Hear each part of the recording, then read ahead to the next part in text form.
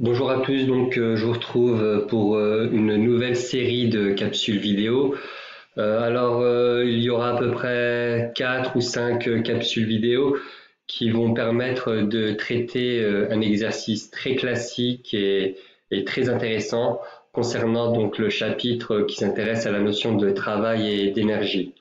Moi, ce que je vous conseille pour que ces capsules aient une efficacité la plus optimale, ce que je vous propose, c'est d'avant de visualiser les capsules, de télécharger le sujet, idéalement de l'imprimer, de prendre connaissance du sujet dans son intégralité, de lire les questions, d'essayer de les traiter, et seulement après, vous regardez la correction qui est proposée dans les capsules vidéo. Alors le sujet est très intéressant, hein. Ça parle d'un oscillateur, enfin il s'agit d'un problème en relation avec un oscillateur simple. En fait, la notion de le fil conducteur du sujet, en fait, c'est la célèbre expérience qu'a réalisée Galilée pour donc il y avait des problématiques, hein, il y avait une volonté de vouloir proposer des instruments de mesure pour mesurer le temps. Et Galilée a réalisé une expérience, hein, avec une ficelle et des masses, expérience appelée expérience du pendule simple. Donc je vous laisse prendre vraiment connaissance du sujet, je vais vous en parler très rapidement. Il a eu l'idée de suspendre au bout d'une longue ficelle une masse constituée de plomb et qu'il a fait osciller périodiquement. Ensuite, il a fait le même type d'expérience, mais cette fois-ci, au lieu de prendre une bille de plomb, il a pris une bille de liège qu'il a laissé aussi osciller librement. Alors, tous ces problèmes liés à la notion d'oscillateur sont primordiaux en physique, car ils permettent de modéliser pas mal de phénomènes plus complexes en physique. Alors, la première question du sujet est la suivante. Alors, je vous invite à lire la question. Alors, à quelles conditions non précisées dans le texte de Galilée peut-on dire que ce dernier travaillait avec des pendules simples? Alors finalement, la question 1.1 nous renvoie à la définition de la notion de pendule simple. À partir de quand pourra-t-on dire qu'un dispositif mécanique est un pendule simple? Alors la réponse est la suivante.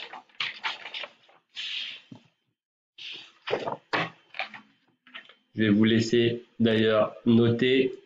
Donc pour la question 1.1, alors, à partir de quand pourra-t-on dire que l'on a un pendule simple? Alors, on pourra dire que l'on a un pendule simple lorsqu'on a une ficelle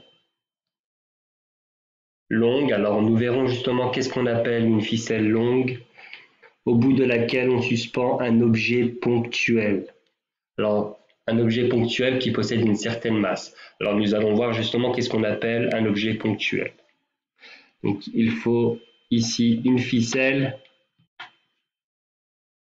de longueur grand L, hein. Le sujet utilise la lettre grand L. Et ici, on a une masse petit n. Alors, ça ne suffit pas il suffit pas qu'il y ait une ficelle et une masse m pour que ça puisse modéliser le concept de pendule simple.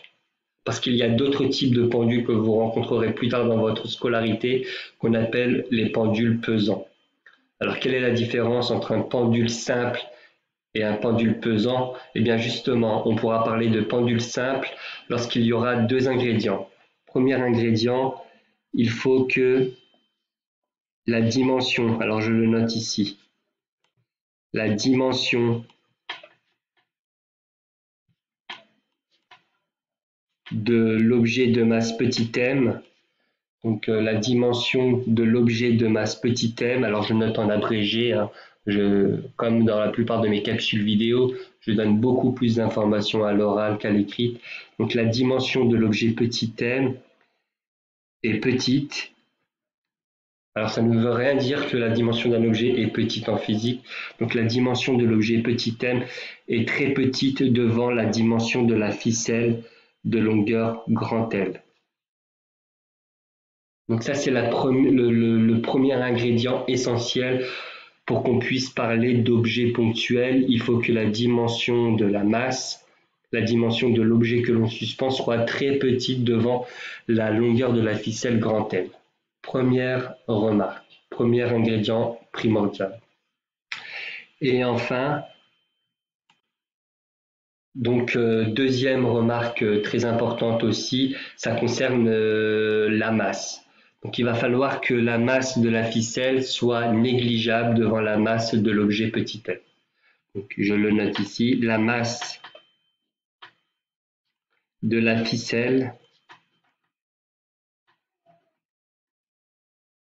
est très petite. Alors ça ne veut rien dire qu'une masse est petite, hein, encore une fois. En physique, pour quantifier la valeur d'une grandeur, pour dire si cette grandeur est petite ou grande, il faut obligatoirement la comparer à une autre. Il faut obligatoirement la comparer. Donc par exemple, dire que la masse de la ficelle est négligeable, alors il faut dire négligeable devant quoi? La masse de la ficelle est négligeable devant la masse petit m.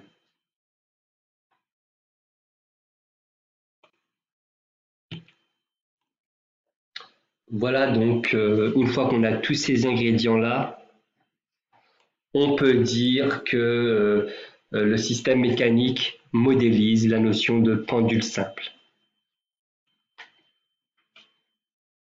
Voilà, donc je répète, une fois que l'on a réussi à constituer un système mécanique qui respecte ces conditions-là, alors on a en face de nous un système mécanique qui modélise le pendule simple.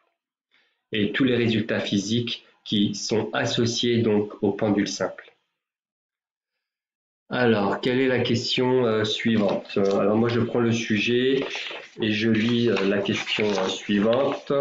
Donc question à laquelle vous avez réfléchi en amont. Alors, d'après ce texte, quel paramètre ne semble pas influencer la période d'oscillation du pendule simple? Alors, une fois que vous avez bien analysé le sujet et en particulier donc le document numéro 1 qui rassemble pas mal d'éléments de réponse vis-à-vis de cette question. Donc je le note ici, c'est la question, alors je remets un petit peu, je recadre un peu la caméra. Il s'agit de la question 1.2. 1.2.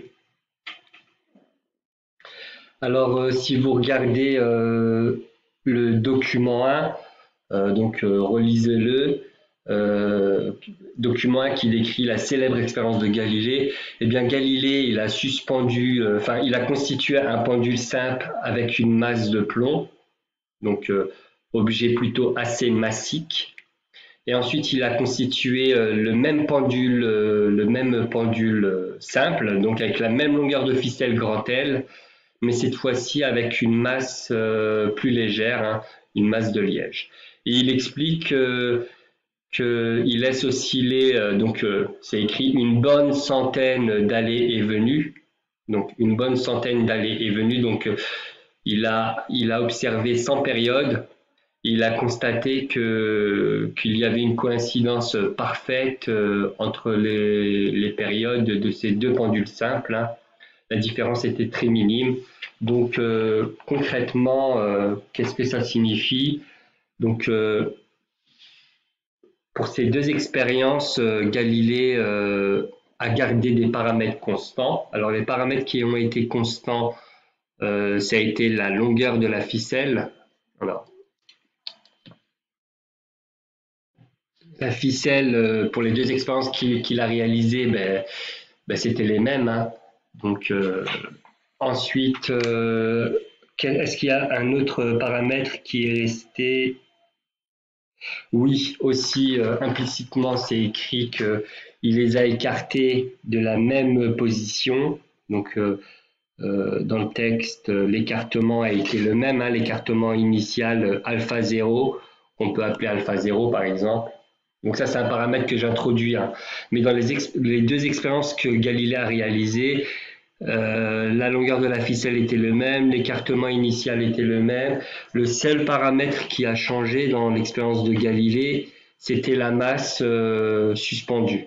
Donc il a utilisé du plomb, donc une masse plus grande, donc une masse de plomb, et il a utilisé une bille de liège, la masse du liège. Donc voici comment on pouvait comprendre le phénomène. Et donc,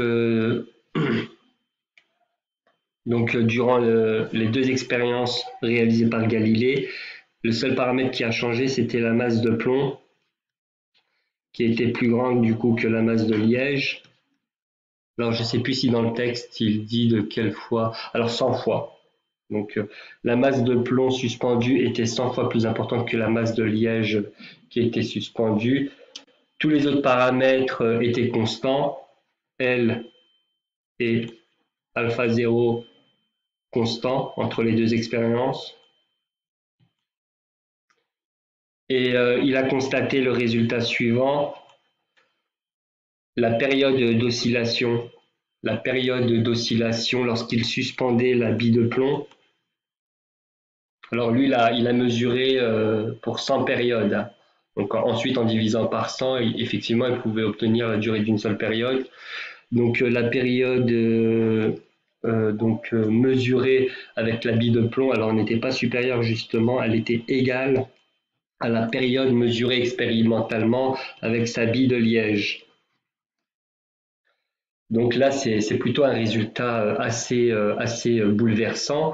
Et donc, si on relit ce qui a été demandé à la question 1.2, donc le paramètre qui ne semble pas influencer la période d'oscillation du pendule simple qu'avait réalisé Galilée, ben, ça semble être la masse suspendue. Donc, on va répondre de manière claire et tranchée à cette question.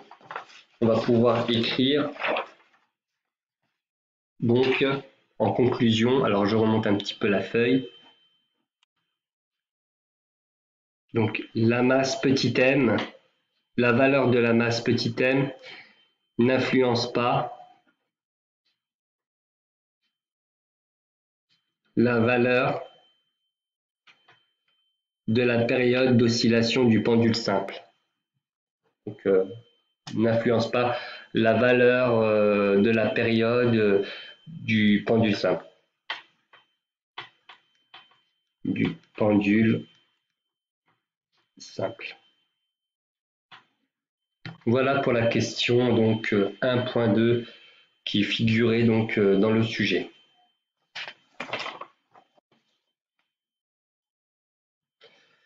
Alors, quelle était la question suivante? Alors, je prends le sujet. Alors, à l'aide d'une analyse dimensionnelle, donc il s'agit de travailler au niveau des unités, analyse dimensionnelle, montrer que la formule donnée dans le document 2 est bien homogène à un temps. Alors, on regarde au niveau du document 2. Alors, je vais mettre une nouvelle feuille pour la question qui était proposée. Donc, la question 1.3. Alors, si on regarde au niveau du document numéro 2, je vous laisse prendre connaissance, bien sûr. Le document numéro 2 indique qu'il y a une expérience similaire à celle qu'avait réalisée Galilée à l'époque. Il y a une expérience similaire qui est réalisée dans un laboratoire, donc avec une masse 50 grammes, ballon 50 grammes qui est suspendu, etc., etc. Et donc, dans ce document 2, il est aussi proposé une formule qui permet d'obtenir, enfin, qui permet d'exprimer la période propre de ce pendule simple. Je le rappelle, ce qu'on appelle la période propre, c'est la durée nécessaire pour faire une oscillation, donc un aller-retour. Donc, attention s'il vous plaît, ne vous trompez pas, ce sont des erreurs qu'on retrouve dans les copies. Ce qu'on appelle la période pour un pendule simple, c'est la durée nécessaire pour faire un aller, mais aussi il faut compter le retour. Donc il faut revenir à la position initiale. Donc cette formule est donnée, hein, qui est ici. Alors je vais l'écrire et je vais faire quelques remarques concernant cette formule car elle est très riche d'enseignements, cette formule. Donc la formule de la période propre donc du pendule simple qui est proposée dans le document 2, c'est celle-ci. Et bon, nous, en tant qu'élèves de terminale, il faut à tout prix qu'on puisse savoir analyser une telle formule. Alors, que nous enseigne cette formule? Elle nous enseigne deux choses. Premièrement, la période propre du pendule simple ne dépend que de deux paramètres. Donc la période propre du pendule simple dépend uniquement de la longueur grand L. Donc la longueur grand L, alors je remontre le document. Ça ne va dépendre uniquement que de la longueur grand L de la ficelle utilisée pour constituer le pendule simple, hein. Donc plus la longueur est grande, donc plus la période propre est grande, hein. C'est une grandeur qui se trouve au numérateur. Et la période propre de notre pendule simple va aussi dépendre de l'intensité du champ de pesanteur du lieu où se déroule l'expérience. Donc là, il s'agit de la Terre. Donc la valeur de l'intensité de la pesanteur est donnée à la fin du sujet, hein, 9,81 mètres par seconde au carré. Donc cette période propre du pendule simple ne dépend que de ces deux paramètres. Et donc ça rejoint l'idée essentielle qu'on avait formulée à la question 1.2, c'est-à-dire qu'on remarque que la période propre du pendule simple ne dépend absolument pas de la valeur de la masse que l'on suspend donc au bout de la ficelle, hein. On ne voit pas apparaître le paramètre petit l. Donc ça, c'est vraiment une analyse que l'on peut faire immédiatement et qui colle avec le résultat précédent. Et autre remarque aussi, est-ce que la période propre, du pendule simple va-t-elle évoluer au cours du temps, va-t-elle diminuer? Donc la réponse est aussi contenue dans cette formule. Donc on constate que grand L, qui est la longueur de la ficelle, bon, il s'agit d'une ficelle qui est inextensible, hein, donc la longueur est constante, hein. Donc le grand L va avoir une certaine valeur, mais qui ne changera pas. Et puis l'intensité de la pesanteur au niveau du lieu considéré est aussi une constante. Donc finalement, on constate que la période propre du pendule simple est une grandeur qui ne va pas varier dans le temps. Donc là, c'est effectivement une question qui n'était pas posée, mais ce sont des réflexes que vous devez avoir face à une formule. Là, la question qui a été posée, c'était la question de la dimension. Donc, quelle est la dimension de la période t? Donc, ce qu'on appelle la dimension, hein, c'est finalement, ça revient à faire une analyse des unités, des différentes grandeurs qui appartiennent à cette formule. Alors, tout d'abord, 2π. Alors tous les nombres, toutes les grandeurs en physique n'ont pas de dimension, hein, ne possèdent pas d'unité. Donc c'est sans dimension. Ensuite on a racine carrée de. Alors la longueur, donc la longueur de la ficelle. Donc comme toutes les longueurs en physique dans le système international, ça s'exprime en mètres. La dimension de G, donc l'intensité de la pesanteur, elle est donnée dans le sujet, à la fin de la première page. Alors c'est indiqué en mètres seconde moins 2. Et donc là, il s'agit un petit peu de simplifier nos formules. Là, on peut simplifier de cette manière-là. Du coup, on a 1 sur seconde moins 2. Ce qui va nous donner, alors je poursuis ici. Alors seconde moins 2, on peut le remonter au numérateur. Ça va changer le signe de l'exposant, hein. Moins 2, ben, ça va devenir plus 2. Et enfin, ne l'oubliez pas, l'équivalent mathématique, ça il faut vraiment l'avoir en tête. il y a un équivalent mathématique de la racine carrée. L'équivalent mathématique, c'est puissance 1/2. Donc nous allons noter à la puissance 1/2. Et ensuite, la règle concernant les exposants va nous être très utile, car 2 fois 1/2, ça fait 2 sur 2, ça fait 1. Et donc on a 2 sur 2. C'est-à-dire que nous démontrons ainsi que dans le système international, la période s'exprime en secondes. Il s'agit bien d'une durée. Donc voici pour la question 1.3. Alors, il nous manque encore une question. Alors, quelle est la question suivante?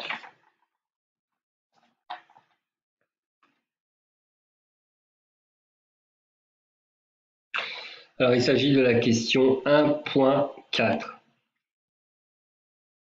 Déterminer la période propre des pendules utilisés par Galilée. Donc là, bien évidemment, il s'agira de jeter un petit coup d'œil au niveau du document 1 et de ce qui est dit dans ce document. Alors, que nous dit le document 1? Alors, je vais essayer de le retrouver. Il se trouve là. Donc, je dis un petit coup d'œil de même. Alors,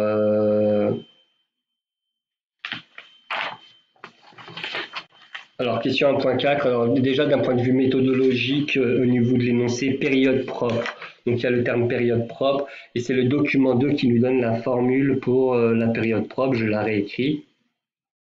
Donc, d'après le document 2, la période propre d'un pendule simple s'obtient à l'aide de cette formule. Alors, la valeur de G est donnée dans le sujet.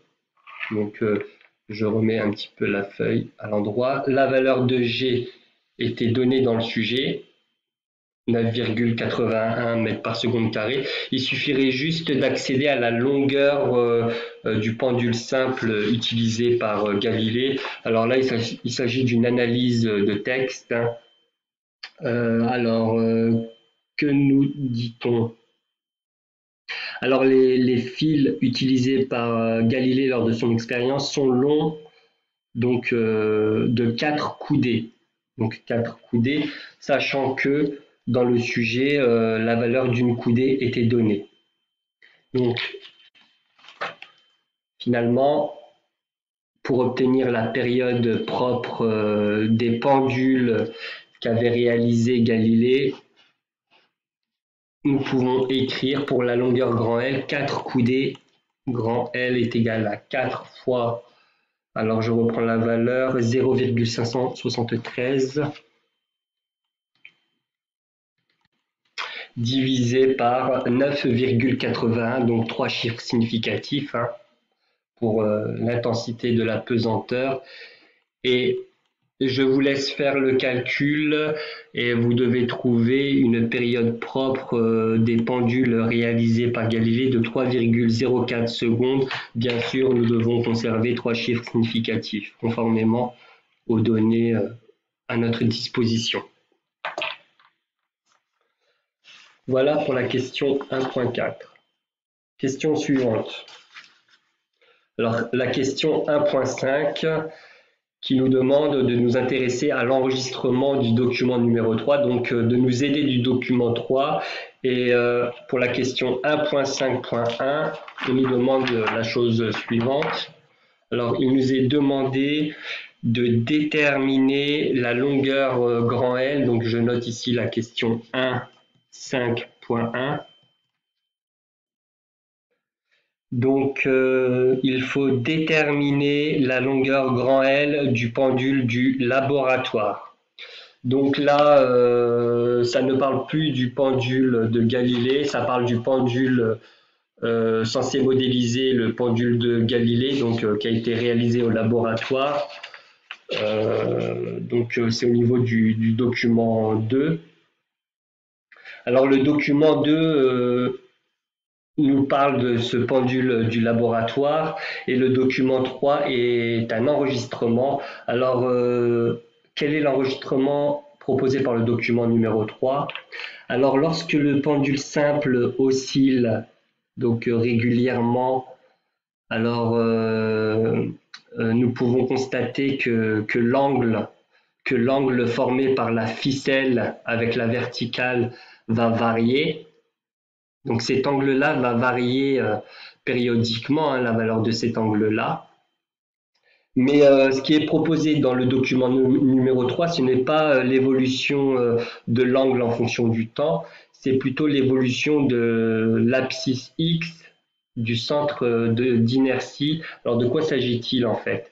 En fait, le dispositif qui est proposé, c'est de suivre l'abscisse projetée, donc projetée sur l'axe des abscisses, donc du centre de gravité G de la masselotte. Donc par exemple, lorsque la masselotte se trouve à cet endroit-là, donc par exemple lorsque le centre de gravité G, donc lorsque le centre de gravité G de la masselotte à un certain instant se trouve à cet endroit-là, en projetant donc sur l'axe des abscisses la position du centre de gravité, on obtient l'abscisse X.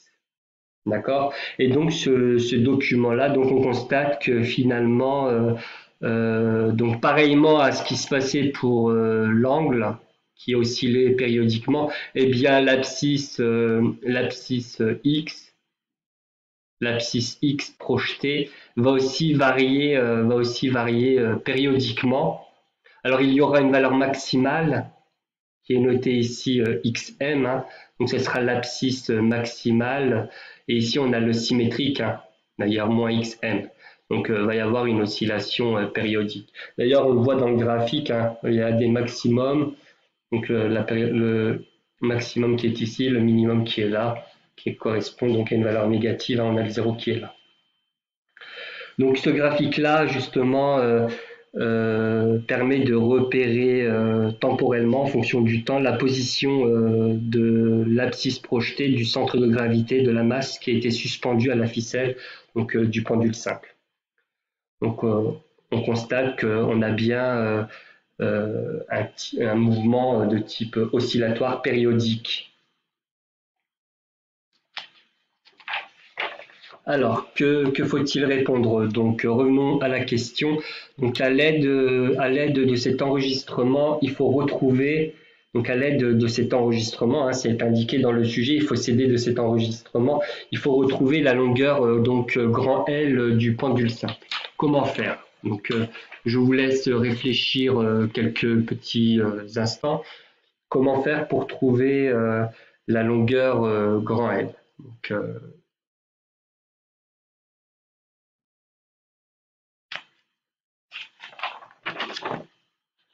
alors, je vous laisse renoter la formule. Donc,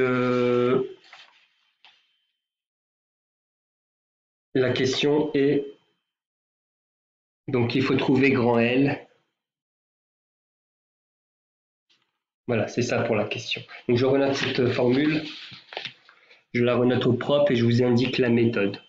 Grand T égale 2pi racine de L sur G.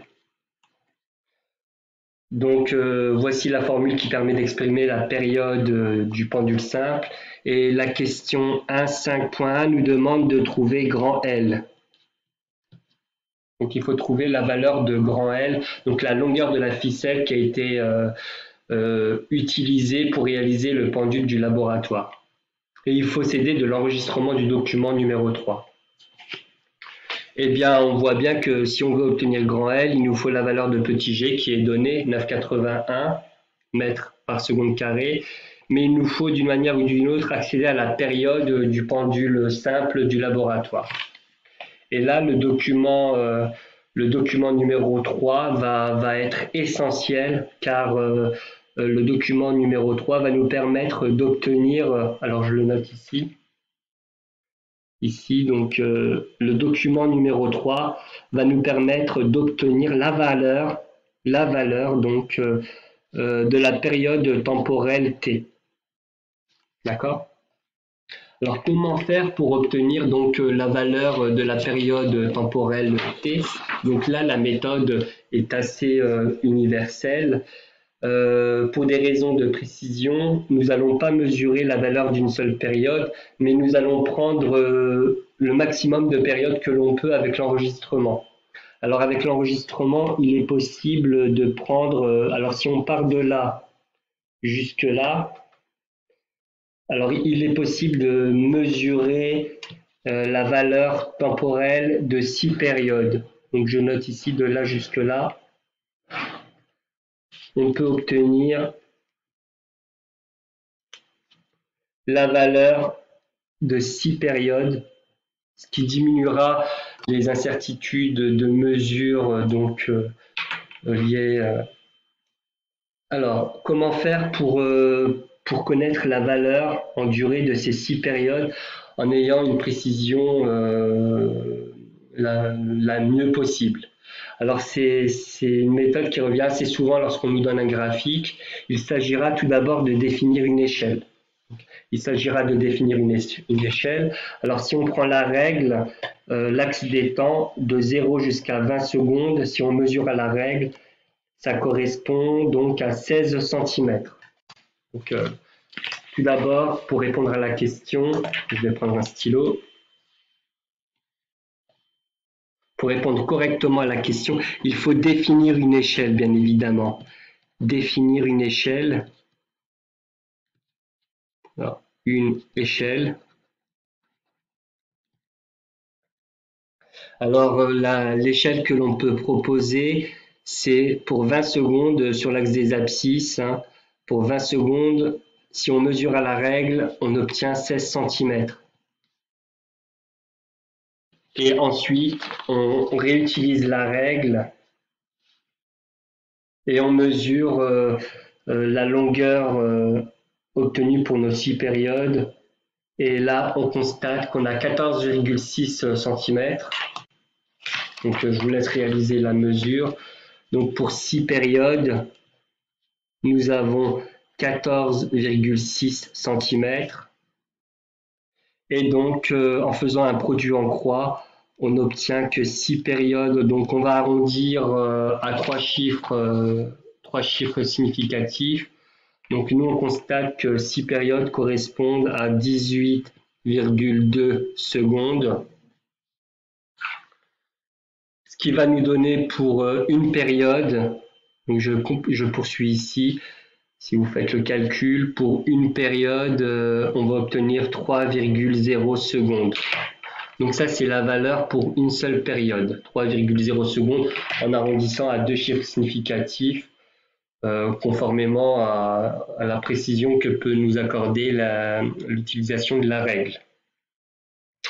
Donc là, il ne s'agit que d'un intermédiaire. Hein. La question ne nous demandait pas de trouver la valeur d'une période, mais bien de la longueur grand L de la ficelle qui a été utilisée pour constituer donc, le pendule simple du laboratoire. Et donc, il faut manipuler cette formule hein, pour extraire grand L. Alors là, c'est une méthode assez universelle qui revient assez souvent. Grand L est enchevêtré dans une racine carrée. Et une méthode de s'affranchir de la racine carrée, c'est de faire une élévation au carré. Donc nous allons élever au carré à droite, enfin l'expression qui se trouve à droite du signe égal. Mais pour que nous puissions conserver l'égalité, il va falloir aussi élever au carré l'expression qui est à gauche du signe égal. Nous obtenons donc t au carré égale 2 au carré, ça fait 4, pi au carré, multiplié par donc racine carrée au carré, ça va s'en aller, fois L sur G.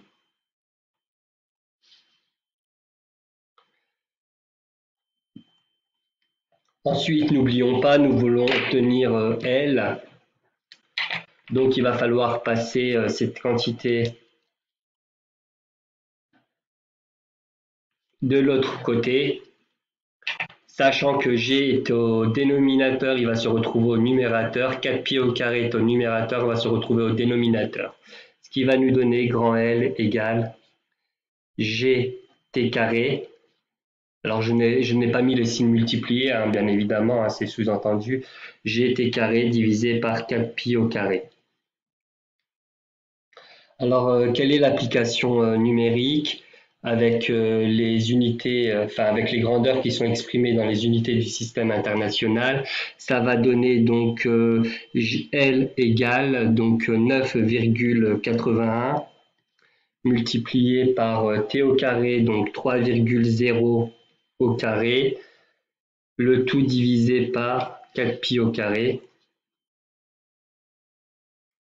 Je vous laisse vérifier avec vos calculatrices. Vous obtenez 2,3 mètres. Donc la longueur, donc en conclusion, le pendule simple qui était censé modéliser, enfin qui a pour objectif de modéliser les pendules qu'a réalisé Galilée à l'époque, les pendules du laboratoire ont une ficelle qui a une longueur de 2,3 mètres. Ainsi, nous répondons à la question 1.5.1. Alors, la question suivante, la question 1.5.2. Alors, je la lis.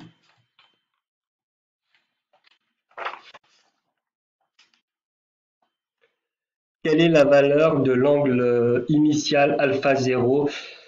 Que faisait le fil au moment où la bille de plomb a été lâchée? Donc là, il faut retourner au niveau du document. Donc il faut retrouver, grâce aux informations contenues dans les documents 2 et 3, il faut essayer de retrouver la valeur de l'angle initial. Donc la bille de plomb a été lâchée à la date t égale à 0 secondes.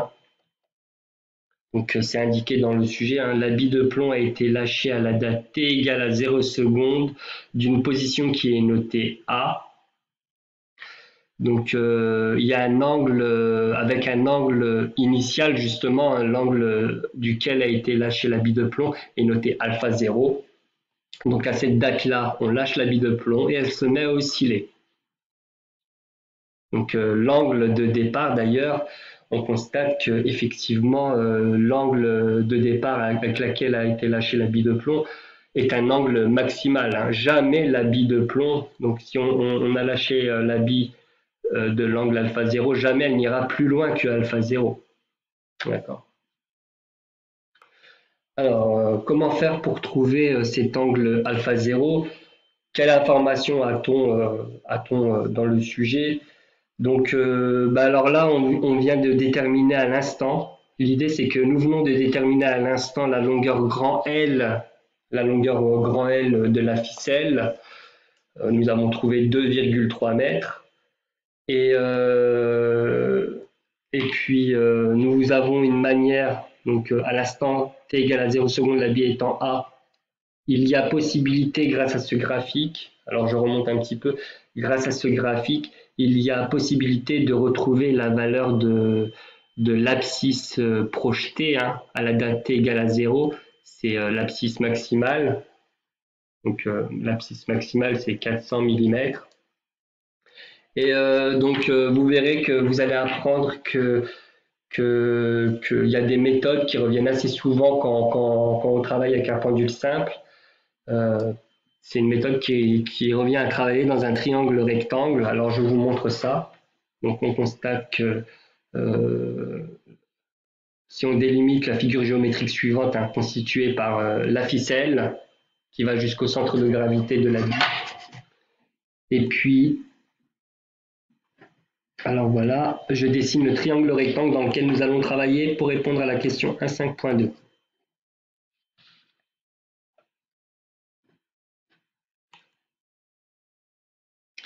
Voilà, donc alors pourquoi c'est intéressant de travailler dans ce triangle rectangle?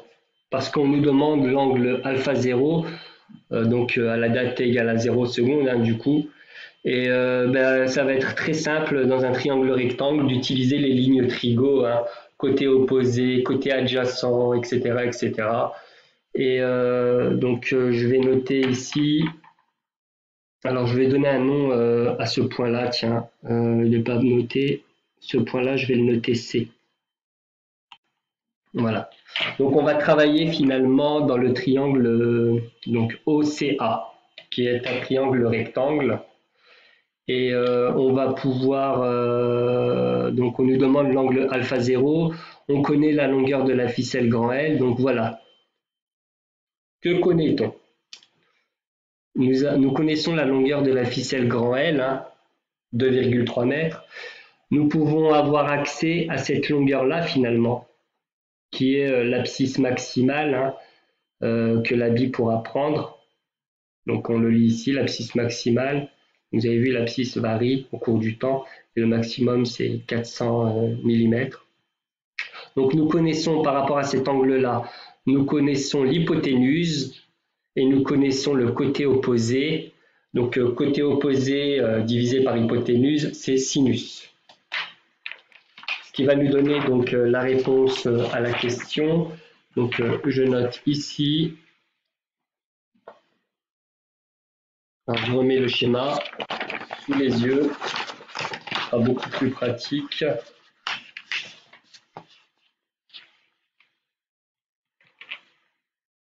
Donc dans le triangle OCA, donc le triangle OCA, rectangle en C, alors le sinus de alpha 0, le sinus de alpha 0 c'est côté opposé, donc c'est la longueur AC, donc la longueur AC, côté opposé, divisé par l'hypoténuse, donc grand L. Alors, ça va nous donner quoi? La longueur AC, ben, c'est exactement égal à XM, donc l'abscisse maximale, divisé par grand L. Alors, nous allons poursuivre, donc je le note ici, hein, je ne veux pas faire l'application numérique tout de suite. C'est très maladroit de faire tout de suite l'application numérique, mais c'est juste pour que vous ayez une idée de vers où nous allons. Alors, grand L, c'est 2,3 mètres. Et puis XM, donc XM correspond à l'abscisse maximale que va pouvoir prendre finalement ce pendule simple. Donc c'est ici, c'est 400 mm. Alors 400 milli, 10-3 mètres. Voilà. Et nous, ce qu'on nous demande finalement dans le sujet, alors je note, c'était alpha 0. Donc ça va faire alpha 0 égale. Donc quand on a la valeur d'un sinus et qu'on veut uniquement l'angle, sur notre calculatrice, soit on fait sinus moins 1, soit c'est arc sinus. Alors je vais faire le calcul hein, pour pas trop vous embêter avec le arc sinus. Mais il y a la fonction arc sinus qui permet d'obtenir le alpha 0. Donc 400 fois 10 puissance moins 3. Inverse de sinus, hein, parfois vous notez aussi, divisé par 2,3. Alors ça va donner une valeur ici. Alors je note pour la calculatrice. Donc 410-3 divisé par. Ça donne, alors je vais prendre avec trois chiffres significatifs, 0,174, c'est sans unité. Et en faisant arc sinus sur vos calculatrices ou l'inverse de sinus, vous obtenez donc un angle alpha 0, il me semble qu'il doit être égal environ à 10 degrés. Donc l'angle initial avec lequel a été lâchée la bille de plomb vaut 10 degrés. Donc bon, ça fait déjà 45 minutes que nous sommes au niveau de cette vidéo. Je vais m'arrêter là pour cette capsule vidéo et je vous retrouve pour la suite des questions dans une autre capsule vidéo. Donc quoi qu'il en soit, n'hésitez pas à poser vos questions en commentaire. Et donc je vous remercie de m'avoir suivi et n'hésitez pas à poursuivre, à visualiser l'ensemble des capsules vidéo pour, pour découvrir la suite des réponses hein, aux autres questions. Merci bien, à plus tard.